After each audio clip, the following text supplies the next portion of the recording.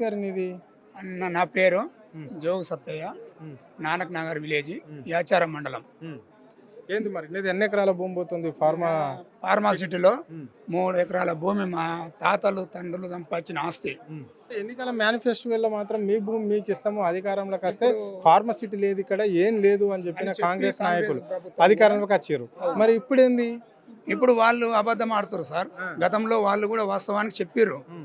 మీ భూములు మీకుంటాయి, మీ ఎంబడి మేము తిడతామని. మా ఇంట 2 రోజులు ఇప్పుడు గెలిచిన ఎమ్మెల్యే గారు రంగారెడ్డి గారు కూడా మా ఇంట పాదయాత్రలో పాల్గొన్నాడు. హ్మ్. పాల్గొని మీ భూములు మీకు ఇప్పిస్తాము, మీ మా ప్రాణం పోయినా సరే మీ భూములకు మేము అండగా ఉంటామని చెప్పి మా ఇంట తిరిగిండు. హ్మ్. తిరిగి ఇప్పుడు గెలిచిన తర్వాత ఆన్లైన్ లెక్కిస్తాం అంటారు కదా సార్. ఇప్పుడు ఏమైందంటే ఈ మేము చట్టం ప్రకారంగా చేస్తున్నామమ్మా, మా చేతులు ఏం లేదా అని చెప్పి ఇప్పుడు చేతులు దులుపుతున్నాడు. హ్మ్.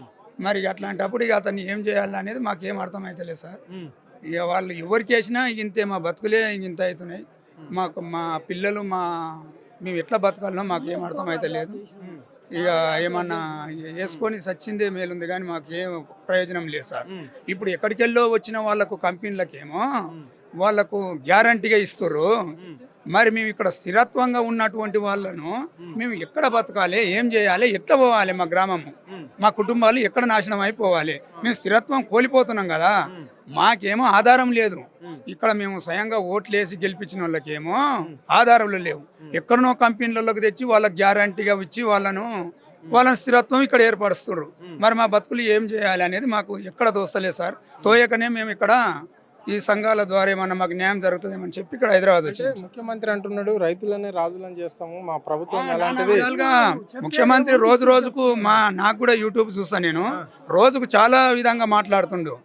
ఓ రైతులేంది రాజ్యం లేదు, రైతు వేసిన రాజ్యము రాజ్యం బాగుపడదు, ఎద్దు బాగుపడదు అని చెప్పి నానా విధాలుగా చెప్తుండు. కానీ అవన్నీ మోసపూరిత మాటలే ఉన్నాయి సార్.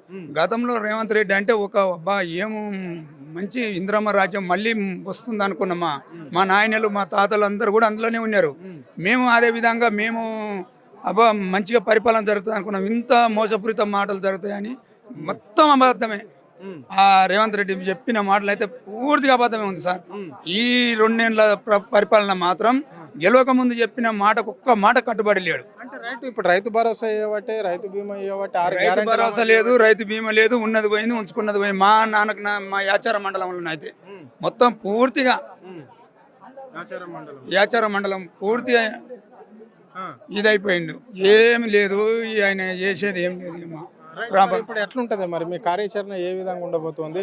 ఆ భూములు కావాలని చెప్పేసి కూడా కొన్ని కోట్ల స్టే ఉన్నప్పటికీ కూడా పనులు స్టార్ట్ కావడం అనేది అయితే జరిగింది. అవును. ఇక మేమేం చేయాలనో మాకు అర్థం అవుతలేదు. ఇక ఆయన మళ్ళీ వచ్చేది ఉందా? ఎవరు వచ్చినాక అంతే ఉంది సార్. మేము అసలు ఆ ఓట్లు వేయాలన్నా వేయొద్దా అని విలువ లేదు మాకు. ఆ ఓటు వేసేదానికి కూడా విలువ లేకుండా అయిపోయింది. ఫార్మసిటీ బాధితుడు అనంత్ రెడ్డి మనతో ఉన్నారు, ఆయన అడిగి తెలుసుకునే ప్రయత్నం మనం చేద్దాం. అన్న నమస్తే. నమస్కారం. అన్న ఏందన్నా మీ పరిస్థితి ఏంటి? అక్కడ ఏం నడుస్తుంది? ఫార్మసిటీ అని చెప్పేసి మళ్ళీ ఫీచర్ సిటీ కూడా అని అంటున్నారు. మరి దీన్ని ఎట్లా చూడాలి? అక్కడ మన పనులు స్టార్ట్ అయినాయా? ఇప్పటివరకు అయితే పోయిన భూములలో కొద్ది వర్క్ చేసుకుంటున్నారు. సో యాక్చువల్గా మా దాదాపు ఒక 80 నుంచి 90 కేసులు ఉన్నాయి అన్నీ. సో ప్రతి దాంట్లో ఆల్మోస్ట్ అన్నిటిమైన స్టే ఉంది. యాక్చువల్గా గత బీఆర్ఎస్ గవర్నమెంట్ ఉన్నప్పుడు ఏంటంటే వాళ్ళు ఒక 10-12 వేల వరకు తీసుకున్నారు. మిగతా మొత్తం పట్ట భూములు అన్నిటికీ మొత్తం మీద స్టే తెచ్చుకున్నాం. సో పట్ట భూములు అడుగుపెట్టడం కలిగి లేదు. సో ఇప్పుడు ఏంటంటే కాంగ్రెస్ గవర్నమెంట్ రాకముందుకు ఏం చెప్తుంటే వాళ్ళు జీవో 31 అనేది ఏదైతే ఫార్మాసిటీ పెట్టడానికి కారణమైందో జీవో 31 ఉందో, మేము ఫార్మాసిటీ రద్దు చేస్తాం కంపల్సరీ. మేము గవర్నమెంట్ రాగానే మీ పట్టభూములు మీకు తిరిగి ఇచ్చేస్తాము, అసలు అందులోకి అడుగుపెట్టని ఏమవ్వని గవర్నమెంట్ అని చెప్పేసి మమ్మల్ని మభ్యపెట్టి అధికారంలోకి వచ్చింది. అధికారంలోకి వచ్చాక ఏంటంటే ఎంతసేపు వాళ్ళు టెక్నికల్ గురించి మాట్లాడతారు. ఏమంటారంటే టెక్నికల్ ఏం మాట్లాడతారంటే ఒకసారి నోటిఫికేషన్ వచ్చిన తర్వాత మేము రద్దు చేయలేము, దాన్ని క్యాన్సిల్ చేయలేమంటారు. అటువంటిప్పుడు మేము చేసే పోరాటాలు మీరు ఎందుకు మద్దతు ఇచ్చారు, ఎందుకు పాదయాత్ర చేశారు? మేము ఎక్కడికి పోతే అక్కడికి వచ్చారు. ఆర్డీఓ ఆఫీస్కి వస్తే ఆర్డీఓ, ఎంఆర్ఓ ఆఫీస్కి ఎంఆర్ఓ, కలెక్టరు. ఆల్రెడీ ఎన్నికల మేనిఫెస్టోలో కాంగ్రెస్ పార్టీ పెట్టింది కదా, క్లియర్గా ఫార్మసిటీ భూములను రైతులకు ఇచ్చేస్తామని చెప్పేసింది. మరి ఇప్పుడు ఏంది? ఇప్పుడు ఎమ్మెల్యే అయ్యారు, అధికారం వచ్చింది. గత 2.5 సంవత్సరాల నుంచి మేము అడిగేది అదే అండి. ఇప్పటి వరకు మా ఎమ్మెల్యే మల్లెడ్డి రంగారెడ్డి గెలిచిన తర్వాత మేము ఇప్పటికీ కనీసం ఆయన ఇంటికి ఒక 20 నుంచి 30 సార్లు పోయింటాం. ఓన్లీ 2.5 ఇయర్స్లో 30 సార్లు ఇంటికి పోయింటాం. క్యాంప్ ఆఫీస్కి పోయినాం, ఆయన ఇంటికి పోయినాం, రమ్మన్నప్పుడల్లా పోయినాం. సార్ కనీసం మీరు మా ఆన్లైన్లో లేవు కొందరి పేర్లు, ఏదైతే హైకోర్టు చెప్పింది మీకు ఆన్లైన్లో ఎక్కియండి పేర్లని, మీరు ఎక్కియట్లేదు. కానీ అదన్నీ ఎక్కియండి అని చెప్పేసి మేము చెప్తున్నాం. అది కూడా చెప్తామ్మా, రేపు రమ్మని ఆర్డీఓ చెప్తా, కలెక్టర్ చెప్తాను. ఇంతవరకు అది కాలేదు, ఇంతవరకు ఆన్లైన్లో ఎక్కలేదు. మాది ఒకటి మెయిన్ డిమాండ్ ఒకటే అండి, మీరు ఫార్మాసిటీ క్యాన్సిల్ చేస్తున్నారు. ఏదైతే ఫార్మాసిటీకి ఆయన జీవో 31 అనేది ఉందో అది క్యాన్సిల్ చేస్తున్నారు. అది క్యాన్సిల్ చేసి ఆ పేపర్ మా ముందర పెట్టండి. మా భూములు ఎట్లా కాబట్టి మాకు తెలుసు. జీవో 31 మీరు క్యాన్సిల్ చేస్తున్నారు కదా, క్యాన్సిల్ చేసి మాకు ఇవ్వండి, మేము ఏం చేయాలి మాకు తెలుసు. మరి ఏమంటున్నాడు ఇక్కడ ఈ రాష్ట్ర ముఖ్యమంత్రి ఏమంటున్నాడు? పాసిబుల్ కాదు అంటుండు. ఎంతసేపు టెక్నికల్ పాసిబుల్ కాదన్నప్పుడు మీరు ఎందుకు హామీ ఇచ్చారు మాకు? టెక్నికల్ పాసిబుల్ కాదు. మీరందరూ చదువుకున్నారు కదా, మీరందరూ మినిస్టర్లు కదా, సీఎంలు కదా, ఎమ్మెల్యేలు కదా, మీకు ఉన్న నాలెడ్జ్ నాకు లేదు. డెఫినెట్గా మీకు పెద్ద నాలెడ్జ్ ఉంది. మీకు నాలెడ్జ్ ఉన్నప్పుడు టెక్నికల్గా పాసిబుల్ కాదు అన్నప్పుడు మీరు ఎందుకు హామీ ఇచ్చారు? మీరు హామీ ఇవ్వద్దు అసలుకి. హామీ ఇచ్చి ఇప్పుడు కుదరదు, టెక్నికల్ ప్రాబ్లం అంటే ఎట్లా? కోదండరెడ్డి ప్రతి దగ్గరకు వచ్చి పంచాయతీ ఆపేది, ఏదైనా గొడవ అయితే వచ్చి ముందర వచ్చిన కాబట్టి పని ఆపించేది. ఇప్పుడు ఎక్కడ ఉంటే పెద్ద మనిషి రైతు కమిషన్ చైర్మన్ అండి. ఇప్పుడు అయిపోద్దా? ఒకటే అండి, మాకు ఏదైతే 31 జీవో 31 ఇప్పుడు ఆ భూములకు రైతు బంధు కావచ్చు, మీకు లేదండి. రైతు భరోసా లేదు, క్రాప్ లోన్ లేదు, అమ్మకం లేదు, కొనడం లేదు, ప్రొహిబిటెడ్ ల్యాండ్ అని పెట్టారు. దాని మీద మా వ్యవసాయం మేము చేసుకుంటున్నాం. ఇప్పుడు పేర్లు మాత్రం మా అయ్యల పేర్లు, మా అమ్మల పేరు లేకుండా టీజేఏసీ పేరు ఉంటుంది, గవర్నమెంట్ పేరు. ఎవరు ఇచ్చిండ్రు రైట్ మీకు పెట్టడానికి? ఎట్లా పెట్టి ఏమన్నా అడిగితే ఏమంటారు? ప్రాపర్టీలో మీరు ఉన్నారా, పొజిషన్లో ఉన్నారా? పొజిషన్లో వ్యవసాయం పెట్టినాము.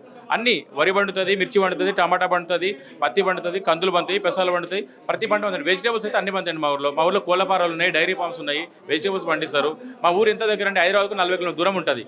ప్రతి వ్యవసాయం పండుతుంది, 3 పంటలు ఉంటాయి మా దగ్గర. అంటే ఇక్కడ మొత్తం ఫీచర్ షీట్ చేస్తాము, ఈ భూములలో డెవలప్ చేస్తామని చెప్పేసి ఆల్రెడీ రియల్ ఎస్టేట్ నడుస్తూనే ఉన్నది, వ్యాపారస్తులు నడిపిస్తుంది. ఉన్న సీటు సరిపోదా అండి? ఇప్పుడున్న సీటు సరిపోదా? 56 గ్రామాలు ఒకటి చేస్తే తర్వాత రేపటి నుండి అట్నే చేసుకుంటూ పోతే భూమి ఏడు ఉంటుందండి? వ్యవసాయం ఏడ పండిస్తారు? నువ్వు ఏం తింటావు? ఇప్పుడు ఆల్రెడీ ప్రతిదీ చిన్న కంట్రీకి వెళ్ళి మనం ఇంప్రూవ్ చేసుకుంటున్నాము. శ్రీలంకకి వెళ్ళి, పక్కకున్న కంట్రీకి వెళ్ళి, నేపాల్కి వెళ్ళి, పాకిస్తాన్కి వెళ్ళి కొన్ని ఐటమ్స్ నువ్వు ఇంపోర్ట్ చేసుకుంటప్పుడు నువ్వు రేపటి నాడు మొత్తం ఇంపోర్ట్ చేసుకుంటావు. ఇక రేట్లు పెరిగిపోతాయి అన్నిటికీ. ఇప్పుడే రైతులు చాలా పెరిగిపోయినాయి, రేట్లు చాలా పెరిగిపోయినాయి ఇప్పటికే. సో మేము ఒకటే అండి, గవర్నమెంట్ పక్క డిమాండ్ చేసి ఒకటే, జీవో 31 రన్ చేస్తున్నారు, ఫార్మాలిటీ రద్దు చేసి ఆ పేపర్ మా చేతిలో పెట్టండి. మా భూములు మేము కాపాడుకుని మాకు తెలుసు అండి. మేము కోరేది అదొకటే మెయిన్గా. మరి ఇప్పుడు ఏంది మీ కార్యాచరణ ఏ విధంగా ఉండబోతుంది? ప్రభుత్వం కాదు కూడా ఆల్రెడీ మా దగ్గర గిరిజన రైతులు ఎవరైతే ఉన్నారో వాళ్ళు, సో వాళ్ళ భూములకి వెళ్ళి ఇప్పుడు రోడ్ పోతుంది వాళ్ళకి. ఆల్రెడీ అది పెట్టిరు. ఇప్పుడు ఏది మన నిరాహార దీక్ష చేస్తున్నారు. తర్వాత ఇప్పుడు మేము అఖిలపక్ష సమావేశం పెట్టాం కదా, వీళ్ళందరూ మా దగ్గరకు వచ్చి పర్యటిస్ అంటున్నారు.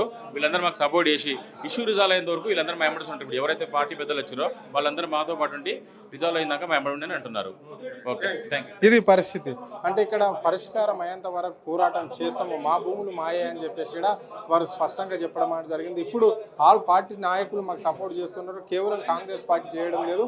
కాంగ్రెస్ పార్టీ మాట తప్పుతుంది అని చెప్పేసి కూడా వారు స్పష్టంగా చెప్పడం అనేది జరిగింది. మా భూములు ఇచ్చేంత వరకు మేము ప్రభుత్వంతో పోరాటమే చేస్తాము, ఆ పొజిషన్లోనే ఉంటామని చెప్పేసి కూడా వారు స్పష్టంగా చెప్పడం జరిగింది. కెమెరా పర్సన్ ప్రవీణ్ తో అరుణ్, ఆద్య టీవీ, హైదరాబాద్.